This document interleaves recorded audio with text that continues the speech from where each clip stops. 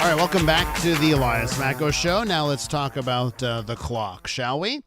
On the night of November 4th to November 5th, we will be doing what we do every November, turning back the clock 1 hour.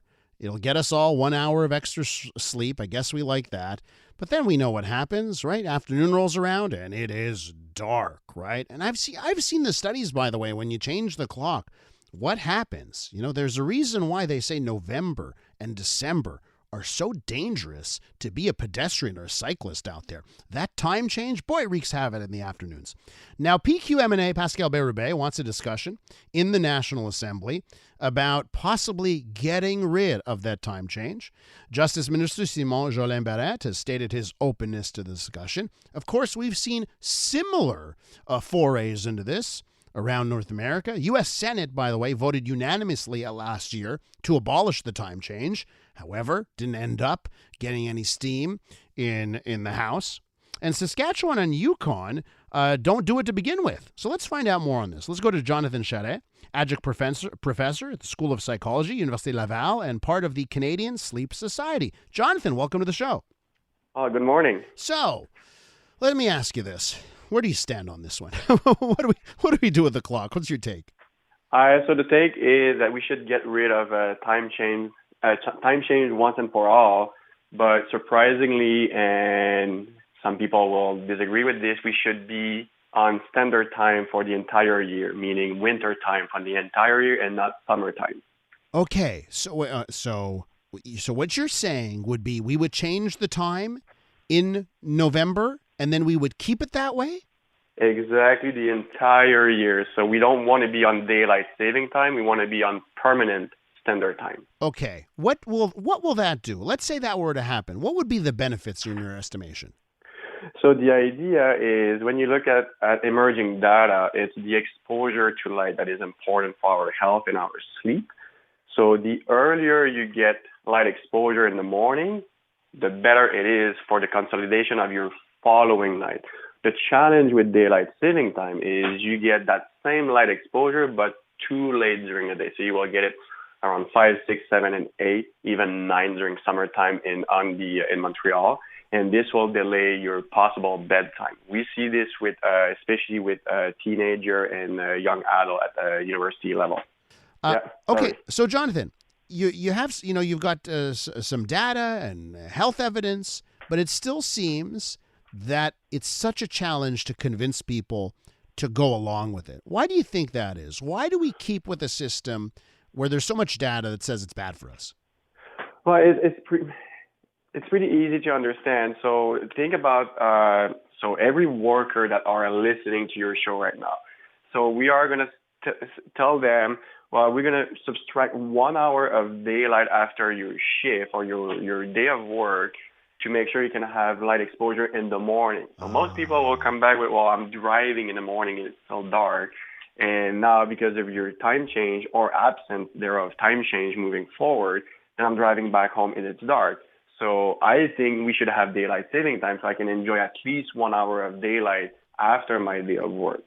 Which, would be, we can comprehend that, but unfortunately, the impact on our lifestyle, the impact on our bedtime, and then the impact on mental health will be dire. And so that's why people don't want, or that's why people resist that absence of time change, is they want to enjoy patio, golf time, social activities in the evening, which, again, we all do understand. But when we look at the big picture, there's health consequences that comes with it that are too high to make that change of daylight saving time permanently. Jonathan, when you were talking there, you know what I was thinking about? My softball season. that's I was thinking about how, you know what? No, I don't want the sun to go down an hour early over the summer months because of softball. Can I throw it at you this way, Jonathan? Let's say the two choices were current system, okay? Current system where we change the clocks twice a year, or we do daylight saving time the whole year, right? So the option you just presented, take that out. If we could keep the clocks the same or we do the change, which one would be better?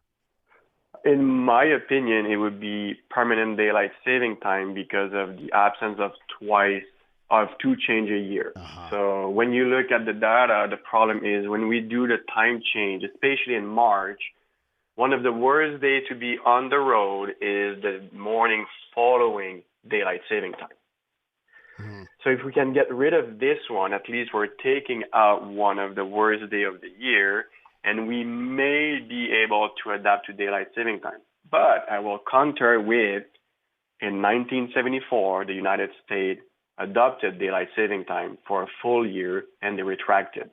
Russia adopted daylight saving time for a full year in 2012. They retracted. So we've been doing this, and we tried it, and we all failed at it.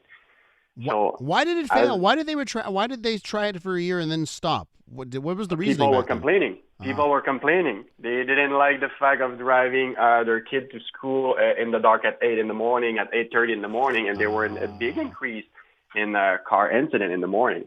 So that's what happened. So as much as people claim that there are more car incident in the evening when it's darker, the reality is in the morning you have icier road. Oh my goodness. So goodness. you subtract 1 hour of sunlight, then the ice is not melting, and there you go. You have more incident in the morning. Jonathan, last question. What about the farmers? The farmer will tell you that they will prefer the standard time. When it's noon, it's noon. You don't argue the clock, and you don't argue with animals.